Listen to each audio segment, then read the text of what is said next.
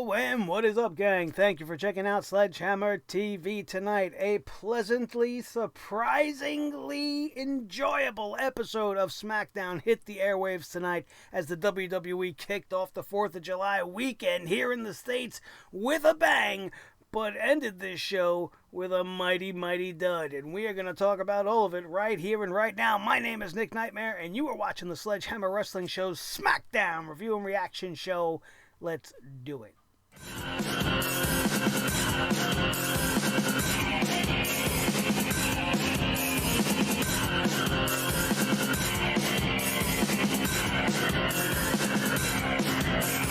The Sledgehammer Wrestling Show.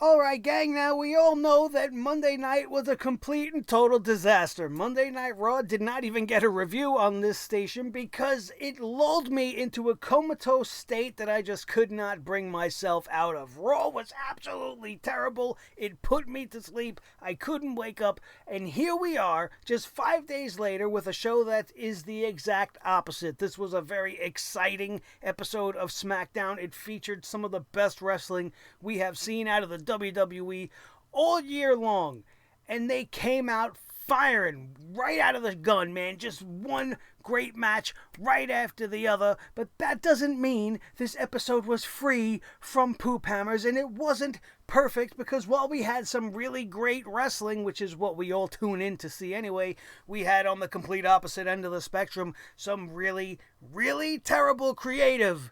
And it started off right at the beginning, and we're not holding back. We are doling out a big fat poop hammer to Michael Cole. Michael Cole deserves this poop hammer big time. Now, I know that he's not in charge of the segments, and he probably didn't come up with the questions, but you got your first ever main exclusive interview with the bro, Matt Riddle, and you got him standing out there, and you want to ask him about his feet. You want to ask him why he's wrestling barefoot. Did anybody give a shit why Jimmy Superfly Snuka wrestled barefoot?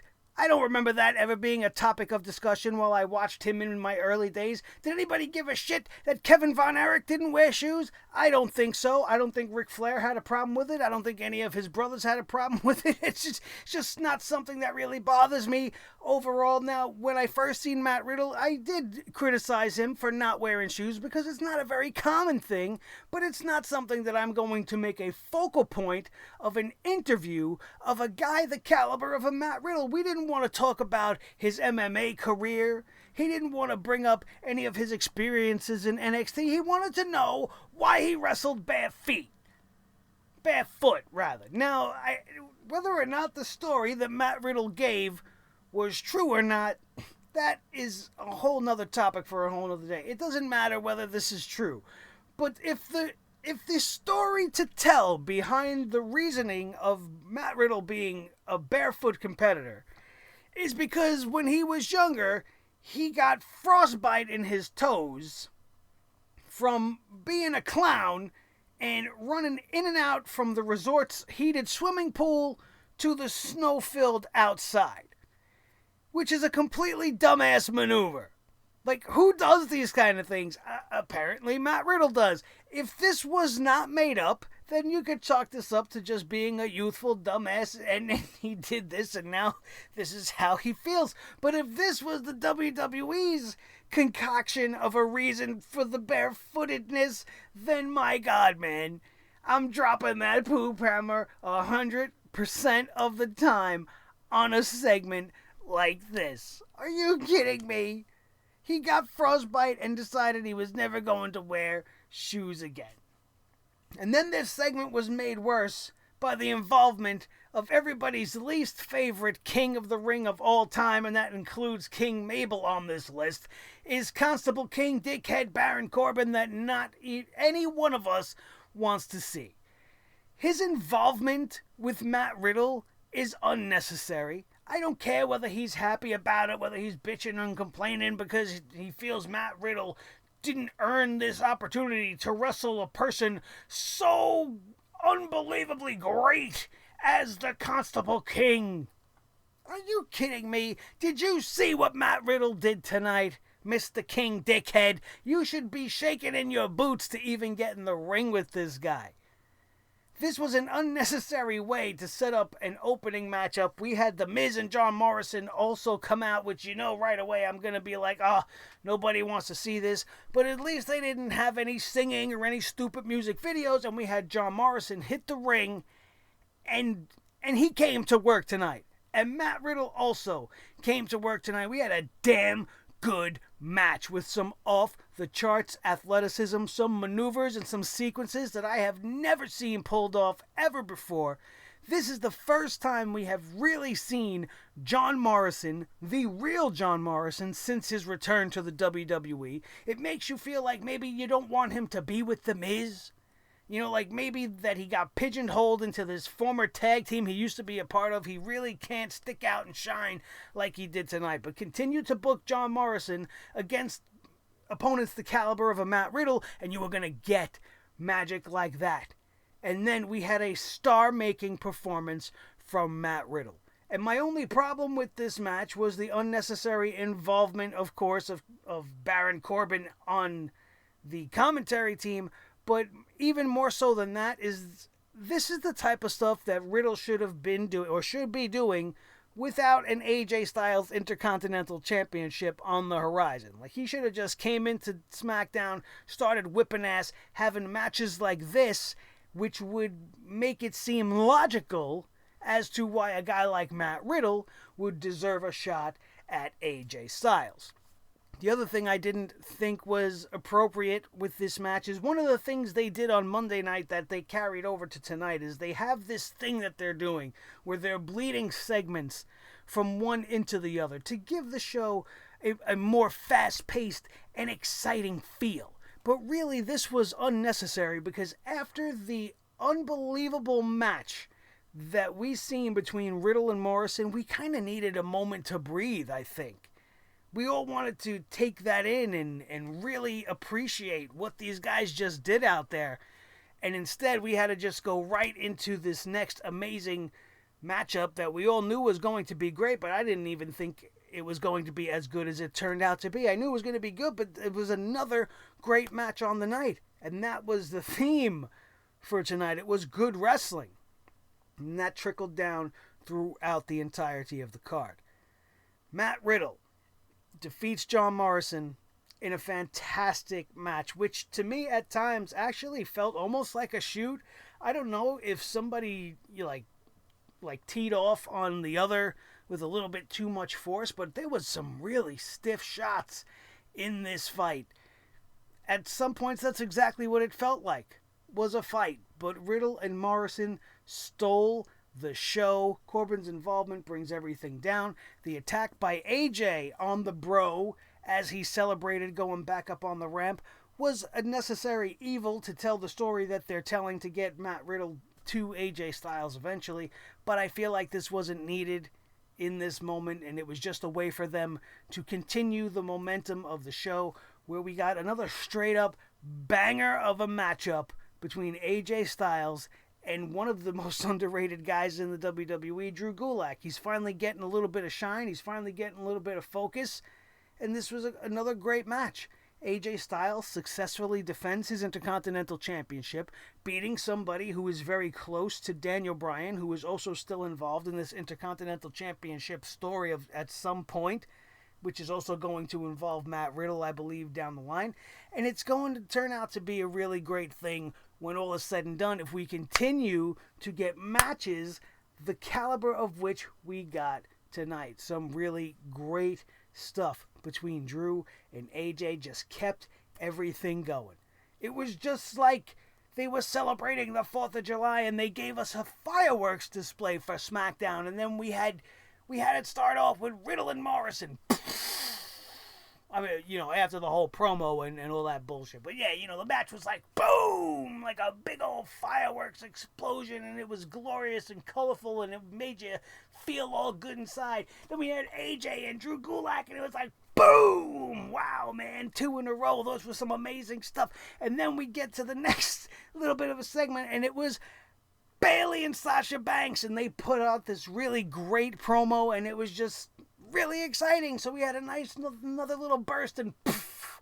And then there was a lull in the action as Alexa Bliss and Nikki Cross came out.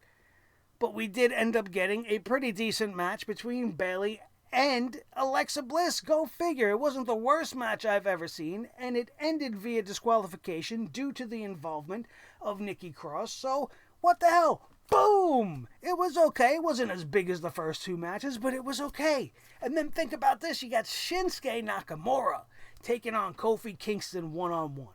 And what everybody believed was going to be a predictable schmoz of a match where you would have Cesaro and then also Big E getting involved, causing some sort of a no contest ending. That was thrown out the window when the referee tucked her ponytail in tight and was like, listen, you two clowns, get out of here. You're ruining this match. And then we had this match really pick up steam. Two former world champions throwing down, no outside interference to bog down the match, and it became an unpredictable affair. You weren't sure who was going to come out with the win, and it got you more invested, and this is a great way to go about things. Boom! The match quality was pretty damn good too, and considering what they had to follow, they took a completely different pace. It was much more slow, much more methodical, but still very exciting. I was very appreciative of most of the effort that was put into the first 3/4 of this show. And then they put off the final, the main event. Let's set up for the main event of this 4th of July fireworks explosion. And then they light the fuse, and then they put up a dud. Big old dud. And for multiple reasons, the poop hammer is going to go. I don't know why that sound effect makes me laugh every time. Is going to go to big old red Shamo. Now Sheamus is a friend of this channel. He did a little promo spot for us way back in the early days, and I love Sheamus. I've been a huge proponent of his for the longest time. I think he's one of the most underappreciated guys on the roster, underutilized, and misunderstood. Misunderstood, because we had a toast from Sheamus tonight. We did a toast to Jeff Hardy. A toast to Jeff Hardy. Now, we all assumed that Sheamus was going to at least be there, but what the WWE does here, which is another reason why they're getting a poop hammer on this segment, is they have a bartender set up in the ring. He's got a full bar all set up, and he's got all these bottles of whiskey and all kinds of spirits all over this thing. And they have Jeff Hardy come out to the ring. You have a recovering alcoholic, a guy with noted problems with substances, and you're putting these substances in his face. Now, there is a possibility that the WWE did the right thing and had fake bottles. Like, they went out and they bought liquor bottles. Maybe they got Ric Flair and a bunch of guys to just go chug it all on down in the back, party style, horseman style, and had a bunch of empty Jack bottles and Johnny Walker bottles and vodka bottles and filled them all up with water and iced tea and all sort of prop liquids. That's definitely a possibility. It's certainly the way I hope they went with it. But to have Jeff Hardy in that scenario was quite uncomfortable to watch. It wasn't made any more worth it by the quality of Sheamus's promo, which just came across as really poorly written bullying. Oh, my number one favorite junkie. Why don't you indulge? He's trying to get Jeff Hardy to drink the booze. He's trying to pressure him to drink the booze. And then Jeff Hardy beats up the little bartender man, and Sheamus is sitting there acting like this is a big deal, and I'm wondering who the hell is the bartender man to Sheamus to make him give a shit. Because I don't give a shit that Jeff Hardy just poured liquid all over this nobody man and then did a swanton on top of this nobody, and Sheamus is losing his mind, and I don't understand why. Is this man somebody of importance to you? Is he the guy that, gave you all this wonderful content to regurgitate to us in a poor way? To bully Jeff Hardy? Is he the guy that wrote this segment? Because if he was, he deserved what he got. Absolute ridiculousness. Made even worse by the fact that this is what they chose to be the main event segment of this show. How wrong is that? How wrong is that? Look at how great the matches were tonight. How do you go off the air with such ridiculous dribble? How did this show not end, at least with the Intercontinental Championship match? And then you go off the air with AJ Styles in the middle of the ring, showing the world that he is the best that he is, and maybe cutting a promo on Riddle, talking shit to the camera. That's how this show should have ended. You started off with Matt Riddle and John Morrison just blowing it up. And then you bookend it with AJ Styles, the guy who's going to be facing Matt Riddle apparently down the line, showing the world why he is who he is. And in the middle, you had all this other great wrestling. In fact, if you would have stuck this stupid toast maybe in the 9 o'clock spot, or possibly in between the first two matches, it would have felt a little bit maybe less bad, because you didn't waste the main event segment on a storyline that is dog shit. A storyline that brought the quality of this episode down by 50%. At least. I could have sat, if they would have omitted that segment and done something a little better with the introduction, this would have been my favorite SmackDown episode maybe of the last 5 years, just based off of the wrestling. But when you take the storytelling and the storylines into account, it's mind-boggling. It really is. It baffles me. How can they have a show like this? How can they do something like this and then do something like we got on Monday, where we focused the whole entire show around a 50-year-old Big Show? You know what wasn't on SmackDown tonight? Somebody in their 50s in the wrestling ring or involved in a storyline. Maybe that has something to do with it. Maybe it has to do with just the sheer talent that went out there and said, you know what, we don't care that the stories they're writing for us are complete crap. We're going to go out there, we're going to tear it down.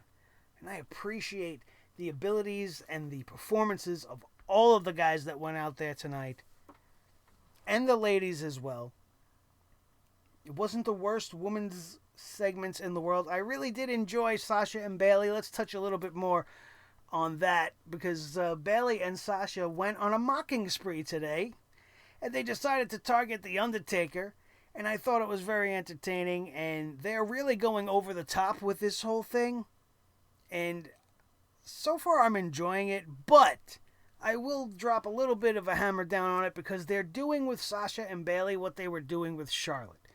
And just because they're champions and they can be on every show doesn't mean they need to be. You are watering down the act. You are almost bringing it to a cringy area, whereas, I don't really want to see this all that much. Once a week, I think, is fine.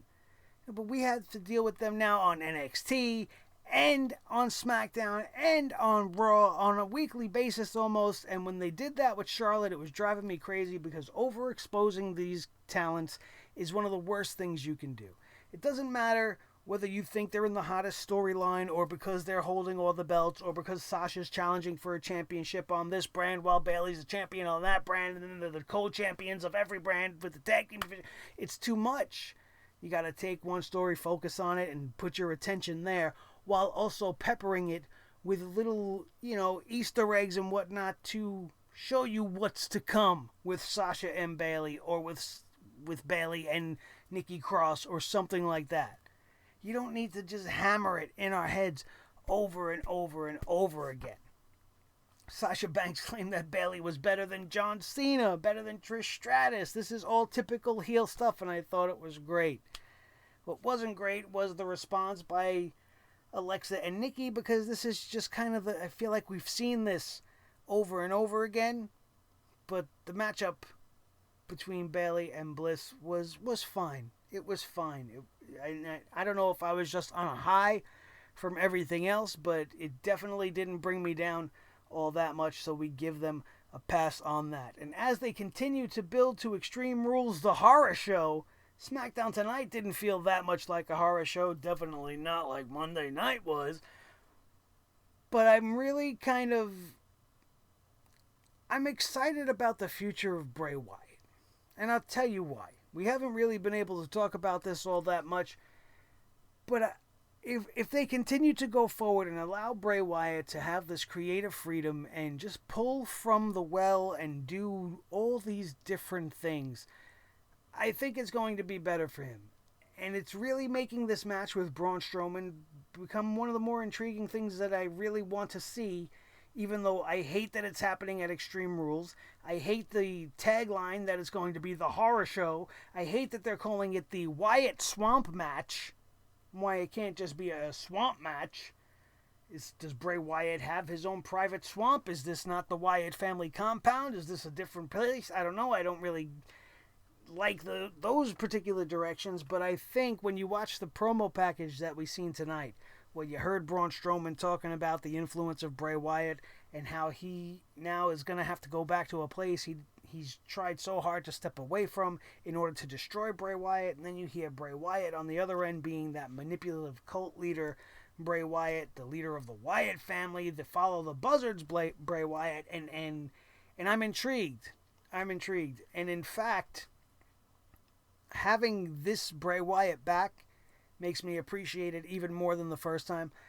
I don't know if it's because of all the damage WWE Creative did with The Fiend. As cool as The Fiend is, I don't think it's better than the original Bray Wyatt character. Especially having to see him go back to it now, and just how deeply manipulative he is in that skin. It's just such a better character. And while I didn't mind the refreshing new take on Bray Wyatt's in-ring persona and, outside persona with the Firefly Funhouse and the Mr. Rogers get-up that was juxtaposed with this crazy, psychotic, serial killer type of guy, there's just something infinitely scarier about Bray Wyatt from the Wyatt family. And if this is the time for him to get that championship back, then I think I'll be okay with it. I think I'll be okay with it. If we go through all of this and Braun Strowman still comes out of the swamp, the champ, then this was all for nothing. It's going to be nothing but another stain on a resume for Bray Wyatt that deserved to be much better than it is right now.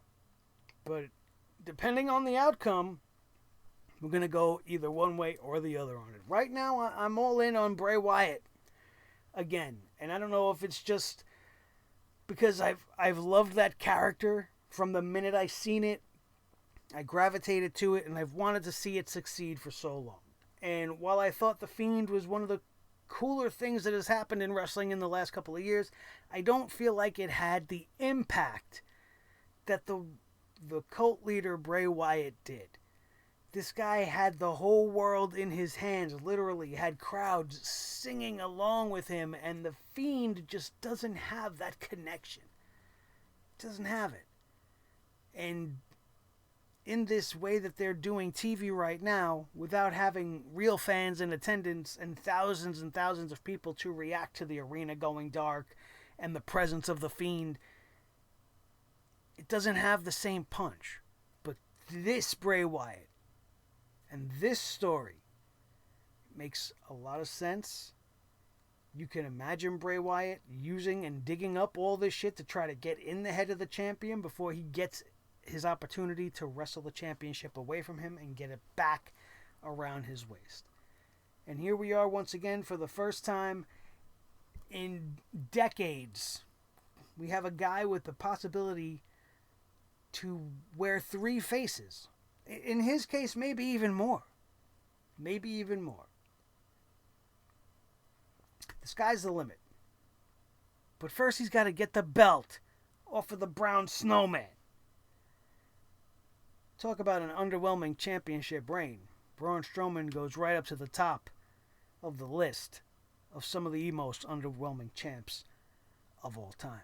And what better way to bring his reign to an end than to have him lose to the guy that brought him in the first place, and then maybe even be forced to join back up with him. Start a new Wyatt family with new members now that Harper and Rowan are gone. Get a couple of new young kids over off the back of Braun Strowman and the power of Bray Wyatt. That's just an interesting little anecdote I wanted to throw in there because I enjoyed it. I'm enjoying that. As much as I hated Braun Strowman having the title in this scenario and hate what they did to Bray Wyatt leading up to it, I think this is a great follow-up. It's a great way to give back to us and a great way to give the belt back to a guy that should have never lost it in the first place. And that's it. There really isn't that much else to talk about after a very exciting night full of some really good wrestling. I know a lot of you guys don't watch the show anymore, and you come here and you watch just to see me bring the hammer down on it. But I'm telling you, do yourself a favor. If you missed SmackDown this week, go back and watch the matches. Even the girls' match, why not? Alexa Bliss is still hot, and Bayley's wearing some pants that are making her just look like a ball. And nobody's going to complain about seeing Sasha. And Nikki Cross actually was showing a little bit of the old Nikki Cross tonight. She was getting a little wacky and kind of crazy and almost uncontrollable at the end, which leaves the avenues open for that story between her and Alexa to branch off in a couple of different ways, which maybe we'll talk about at another time. But that's all we got. That's all we got for SmackDown tonight. It was not a bad way to kick off a holiday weekend until they did all that Sheamus stuff, which definitely brought me right back to wanting to hammer the hell out of Vince McMahon and Bruce because they just don't know what they got, man. You just got some of the best talent in the world. You don't need to be giving us this drama bullshit, this extra added crap. You don't think Sheamus and Jeff Hardy would have been an interesting program without all of this substance abuse nonsense and digging up all of Jeff Hardy's skeletons out of the closet? It would have been just fine. Talking about two tremendous talents that are being wasted in TV segments written by two of some of the most out-of-touch people of all time. The jokes don't land, and it's just terrible. But the wrestling tonight, fantastic. Thank you so much for joining me once again for another episode of the Sledgehammer Wrestling Show right here on Sledgehammer TV, available on YouTube.com. Don't forget to follow me on Twitter. At Nick Nightmare is the handle. Follow us also on Instagram. You see that handle over here right underneath Mr. Blue the Snowball Microphone, who, by the way, is one half of the World Heavyweight Tag Team Champions of all the microphones and props of all the world. The Tag Team Champions, you got Mr. Blue and Thor, the Sledgehammer, the official Sledgehammer of the Sledgehammer Wrestling Show. My name is Nick Nightmare, your master of ceremonies as always. Don't forget to check out everything else on this channel. If you're a big gaming fan, you want to check out some of the best new titles coming to PlayStation 5, I got you covered. That video will be in the annotations up above. I know I missed the Monday Night Raw review, but you guys, you didn't miss much. But there is everything else you need on this channel. There are previous Raw reviews. There is the review of Backlash, and we are working right now on our tribute to The Undertaker, who has seemingly said his goodbyes, so look forward to that coming to this channel very soon. And in order to make sure you don't miss any of the new content that is coming to this channel, make sure you are subscribed right now and become one of the Sledgeheads, one of the thousands of Sledgeheads that know when you want your wrestling coverage full of fun, full of honesty, and full of truth, justice, and poop hammers, that Sledgehammer TV is the place to be. So hit that subscribe, make sure you are notifications on so you don't miss anything we drop on this channel whenever we drop it, and then share this video with each and every one of your wrestling buddies all over the wrestling world, especially if you had a good time tonight and maybe they want to have a good time as well, talking about a pretty good wrestling show for once, which is something we don't get to do that often. And of course, if you had a great time, smash that like button, drop your hammers down on that little thumbs up, and let me know that you had a wonderful time, as we always aim to do. That, my friends, is going to do it. We are out of here, and we will see you next time right here on your new favorite wrestling show, the Sledgehammer Wrestling Show, only on Sledgehammer TV, right here on YouTube.com.